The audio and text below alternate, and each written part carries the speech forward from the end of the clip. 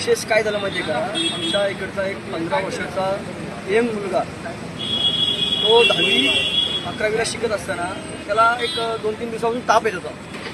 त्याची आई त्याला घेऊन हॉस्पिटलमध्ये आली आणि डॉक्टरला सांगितलं की 11:30-12च्या दरम्यान घेऊन आली आणि डॉक्टरला बोलली की बाबा माझ्या मुलाला ताप येतो, राहून ताप येते. डॉक्टर त्याला काय बोलले की बाबा आमच्याकडे स्टाफ नाही आहे, ब्लड चेक करायला स्टाफ नाही आहे, परत आमच्याकडे बाबा तुम्हाला बेड अवेलेबल नाही आहे आणि आमच्याकडे मॅनपॉवर नाही आहे.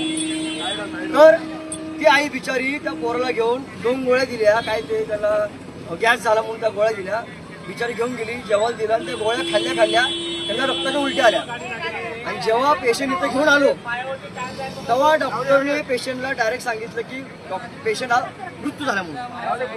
हा डॉक्टर बाबासाहेब आंबेडकर या हॉस्पिटलचा एवढा भोंगळ कारभार चालू आहे की इथं जिवंत माणूस परत जिवंत येत नाही, तो मरूनच येतो. हा डॉक्टर या हॉस्पिटलचा इतिहास आहे. म्हणून माझी प्रशासनाला विनंती आहे की तत्काळ हे हॉस्पिटल बंद करून